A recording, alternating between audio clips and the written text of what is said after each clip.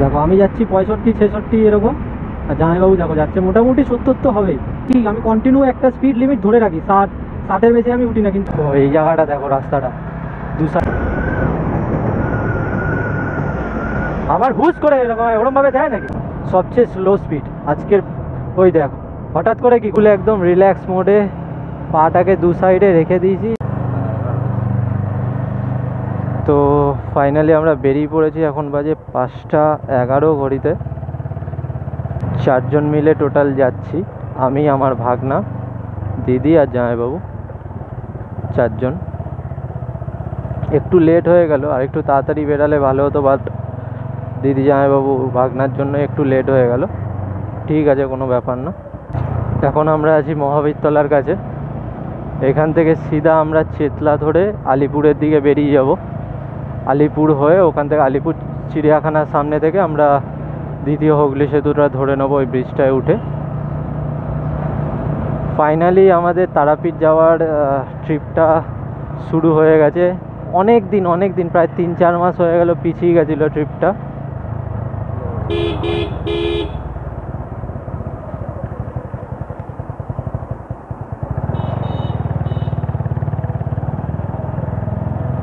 তো ফাইনালি আমরা এই ট্রিপটা করছি।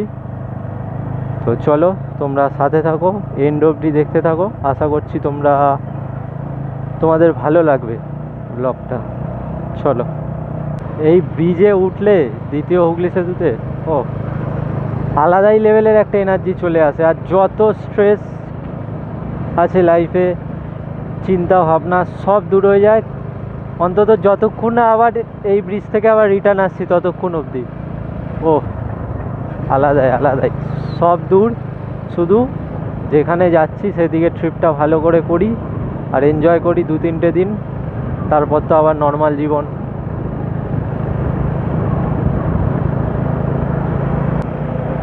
তো এখন আমরা দিল্লি হাই রোডে উঠে গেছি। এটা ধরে এখন আমরা সিধা বর্ধমানের দিকে যাচ্ছি। এই যে আগে যাচ্ছে আমার দিদি আর জামাইবাবু। একটা কমন ব্যাপার আছে যে দুজনেরই একই কোম্পানির বাইক, টিভিএসের। আমারটা 200 সিসি আর জামাইবাবুরটা 125 সিসি।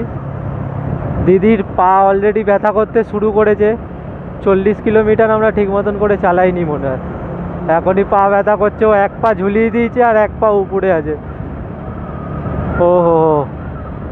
ওর অনেক দিনের স্বপ্ন বাইকে একটা ট্রিপ করবে জামাইবাবুর সাথে, কিন্তু এটা হয়ে উঠছিল না সম্ভব, বিকজ ছেলে ছিল। এবার ছেলে কার সাথে যাবে? এবার আমি হওয়াতে 4 জন হয়ে গেছি, 4 জনে 2টো বাইকে বেরিয়ে গেলাম। আমার বন্ধুদের সাথে রাইড করে সত্যি বলছি মজা পাইনি এতদিন। কি হয় মানে, হয় ওই পেছনে রয়ে যায়, নয় একদম সামনে চলে যায়, আবার গিয়ে স্লো হয়ে যায় ওই আমাকে টানার জন্য, আমার কাছাকাছি আসার জন্য। আবার আমি কন্টিনিউ, আমার তো কি, আমি কন্টিনিউ একটা স্পিড লিমিট ধরে রাখি, 60-60-এর বেশি আমি উঠি না। কিন্তু এখানে জামাইবাবুর জন্য আমাকে 60-এর উপরে গাড়ি চালাতে হচ্ছে। এখন 67-এ চালাচ্ছি। 80ও কিছুক্ষণ আগে 82 না 84 এরকম অবধিও চালিয়েছি।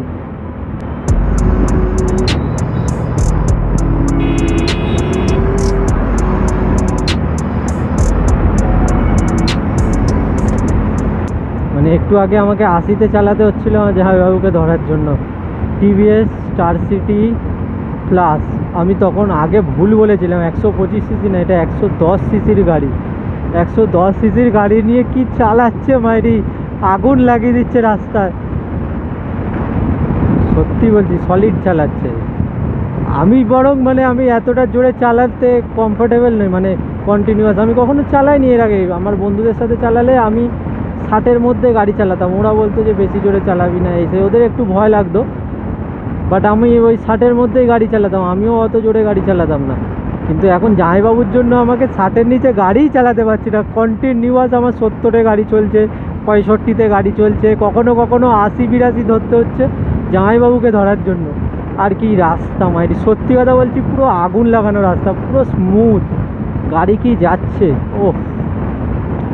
জীবনে সত্যি বলছি মানে পয়সা হওয়াটা মাঝে সাঝে, মানে খাটনি করো জীবনে, হার্ডওয়ার্ক করো লাইফে, মানে আমিও করছি, মাঝে সাঝে আমি ডিসঅ্যাপয়েন্ট হয়ে যাই। যাই হোক, তো পয়সা কামাও আমার আরেকটু ভালো হতো যদি আমার নিজস্ব বাড়িটা থাকতো, তাহলে আমার মানে জীবনটাকে আমি আলাদাভাবে লিড করতে পারতাম আরেকটু, যেটা আমার মনে হয়। তাও যাই হোক, যা ভগবান দেয়নি বা দিয়েছে তা সব কিছু ভেবেই দিয়েছে।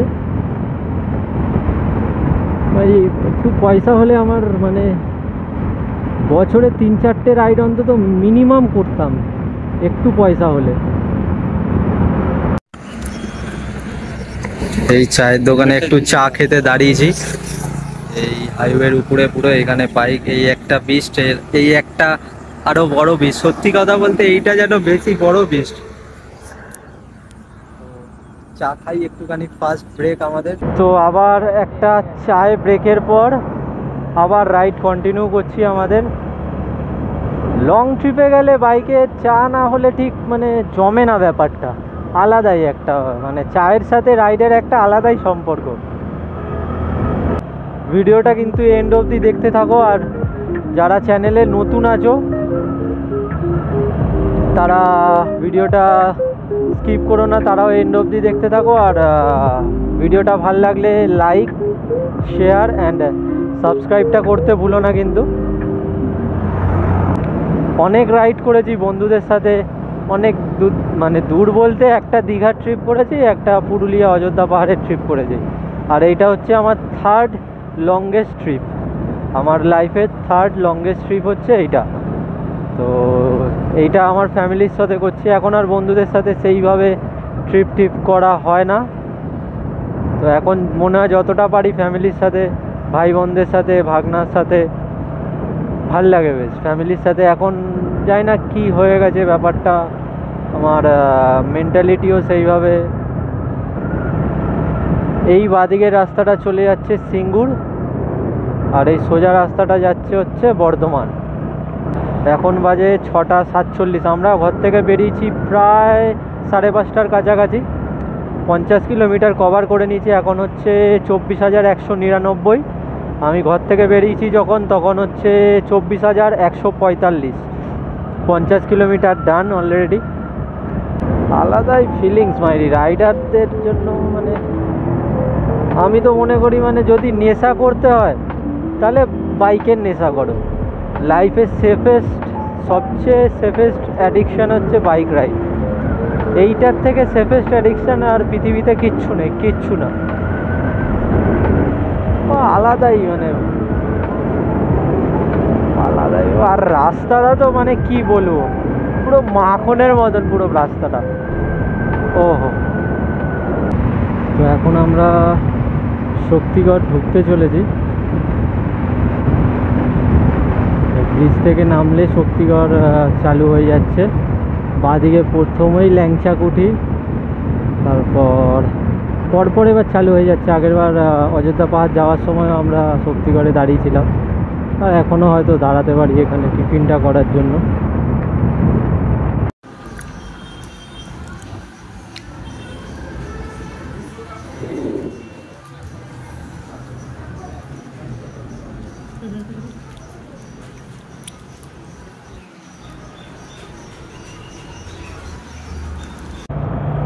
তো সকালের টিফিন কমপ্লিট করে আমরা বেরিয়ে পড়েছি আবার আমাদের ডেস্টিনেশনের দিকে। আর 125 কিলোমিটার মতন দেখাচ্ছে।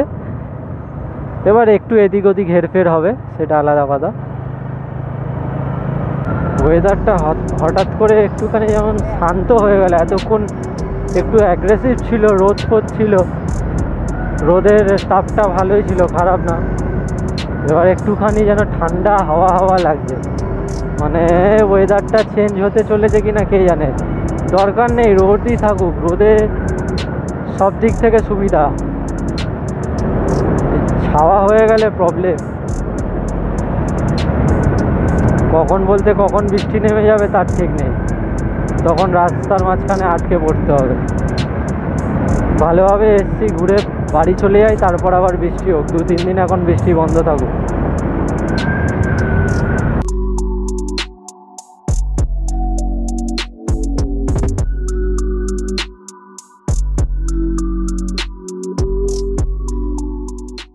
এবার রাস্তাটা পুরো দেখাচ্ছে একদম স্ট্রেট। এখন আমরা আছি বর্ধমান বাদশাহী রোড। রাস্তাটা চেনা চেনা লাগছে। বোলপুর 49 কিলোমিটার, তারপর বেরামপুর তো আমরা যাচ্ছি না, ছেড়ে দাও। বোলপুরের পর তারপর তারাপীঠ। বোলপুর এখান থেকে প্রায় 50 কিলোমিটার, দেন তারাপীঠ। আর এই গ্রাম সাইডে আসলে যে মাটির ঘরগুলো দেখলে না মানে খুব সুন্দর লাগে, বাট যারা আছে তারা জানে কতটা কষ্টকর, কতটা কষ্ট করে বানাতে হয়। তো এই জায়গাটা দেখো, রাস্তাটা দু সাইডে ওই কী গাছ বলে এগুলোকে এক্স্যাক্ট জানি না, পুরো একদম রাস্তার মাঝখানে চলে আসছে, মানে গাছের ডালগুলো পাতাগুলো উপর দিকে। ওহো, অসাধারণ অসাধারণ। এইসব দেখার জন্য, এরকম দৃশ্য দেখার জন্যই তো বাইক নিয়ে আসা। এরকম দৃশ্য দেখা যায় বলেই তো বাইক নিয়ে আসা। যখন যেরকম ইচ্ছা যেখানে খুশি দাঁড় করানো যায়, ফটো তোলা যায়, এখানে দাঁড়িয়ে ফটো তুললে ভালো হতো বা ভিডিও করলে ভালো হতো। বাট যাচ্ছি এখন, জামাইবাবু কন্টিনিউ চালাচ্ছে যখন একটা কি বলবো এনার্জির সাথে, তো যাক, দাঁড় করিয়ে লাভ নেই এখন। আবার হুস করে এরকম ওরম ভাবে দেয় নাকি? ও আসতে দিস নি ওরম ভাবে, আবার ওরকম টানে।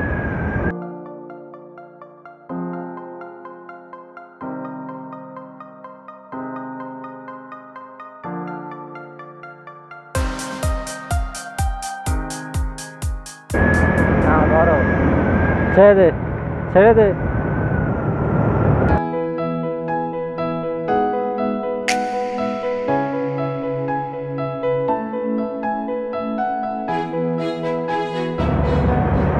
এখন ঘড়িতে বাজে 10টা 19, 10টা 20 ধরো। 10-15 মিনিট এক জায়গায় দাঁড়িয়েছিলাম, একটু কোল্ড ড্রিঙ্কস খেলাম, আবার কন্টিনিউ করছি রাইডটা।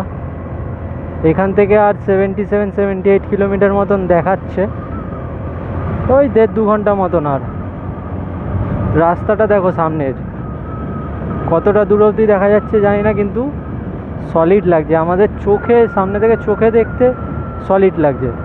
মাঝে মাঝে দূরের দিকে মনে হচ্ছে যেন রাস্তার মধ্যে জল পড়ে রয়েছে, জল।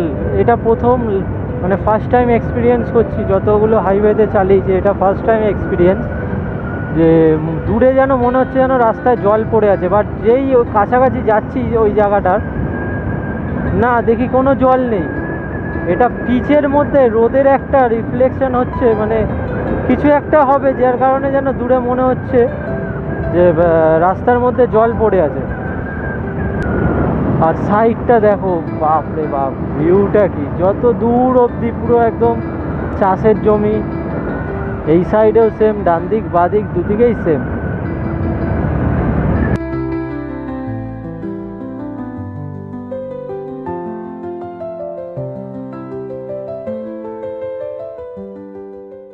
আপাতত সকাল থেকে 3টে রেস্ট নিয়েছি, বেশিক্ষণের না, 2টো রেস্ট তো 10-15 মিনিটের, আর আরেকটা একটু বেশি 20-25 মিনিটের, শক্তিগড়টাই একটু যা বেশিক্ষণ দাঁড়িয়েছি। ভালো, অনেক তাড়াতাড়ি কভার করছি। জামাইবাবু যদি না আসতো, আমি যদি বন্ধুদের সাথে আসতাম, হয়তো এত তাড়াতাড়ি আমরা এতটা দূর পৌঁছাতে পারতাম না। এখান থেকে তারাপীঠ বাদিকে দেখাচ্ছে 25 কিলোমিটার মতন। আজকের রাইডের সবচেয়ে স্লো যে বাইকের স্পিড, সেটা মনে হয় এখন এই তারাপীঠের কাছে এসে, এই যে এখন চলছে 40, 35, 46, 45, সবচেয়ে স্লো স্পিড আজকের। ওই দেখো, হঠাৎ করে কি ঘুম ভাঙে নাকি তোমার? হুট করে মাঝখানে চলে আসো, খুব রিস্কি ব্যাপার। এইসব রাস্তা আস্তে চালানোই ভালো, আমি যদিও আস্তেই চালাচ্ছি।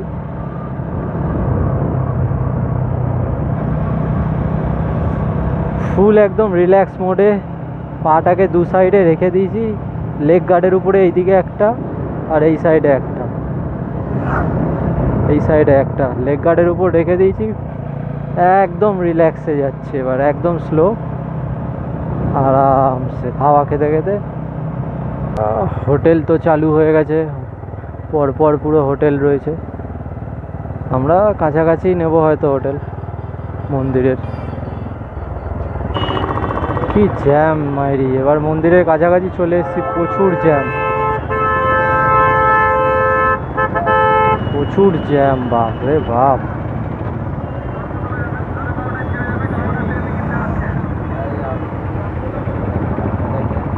কোথায় গেল রে?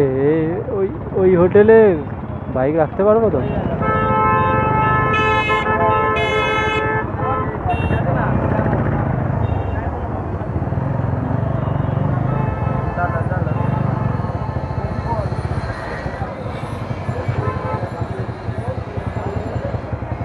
এদিকে না,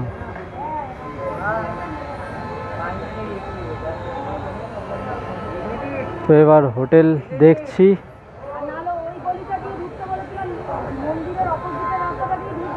এবার হোটেল সার্চিং চলছে ভালো দেখে, যাতে গাড়িটা রাখা যায়।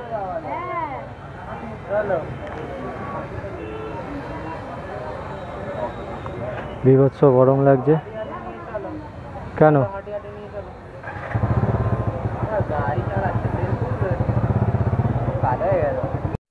আমরা এখানে একটুখানি দাঁড়িয়ে আছি, দিদি আর জামাইবাবু গেছে হোটেল দেখতে, দেখে আসি। বলদটাকে আমার সাথে ছেড়ে গেছে, বলদটা আর আমি দাঁড়িয়ে আছি।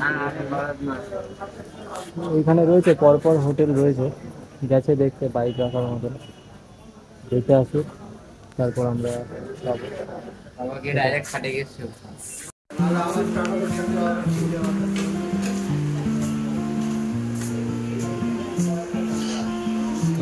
পেয়ে গেছি হোটেল ফাইনালি, সুন্দর, লাইট টাইটগুলো বেশ ভালো আছে। গ্রাউন্ড ফ্লোরে আমাদের রুম, খারাপ না, ভালো। চলে এসেছি হোটেলে, বা খেতে লাঞ্চটা সেরে নিয়ে তারপরে দেন স্নান করবো। প্রচণ্ড গরম, খেয়ে নিই দেন স্নান করা যাবে। আর এই হচ্ছে মেন রোড।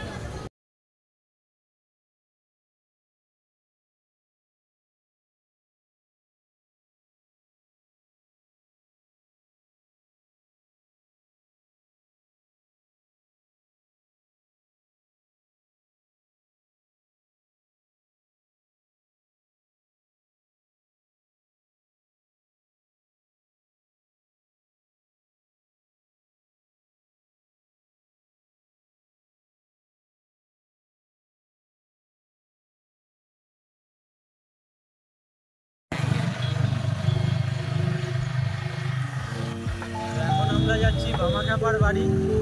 হঠাৎ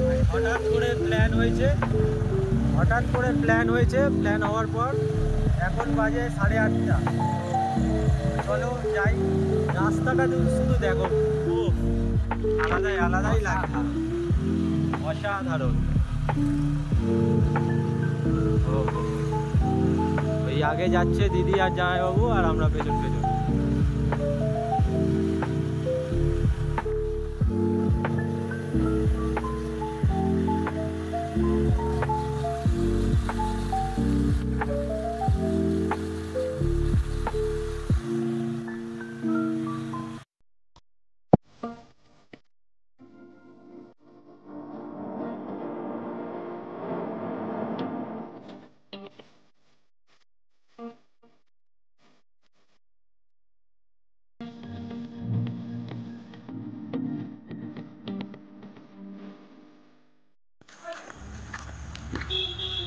এসে গেছি আমরা বামাখ্যাপার বাড়ি, আদি বাড়ি।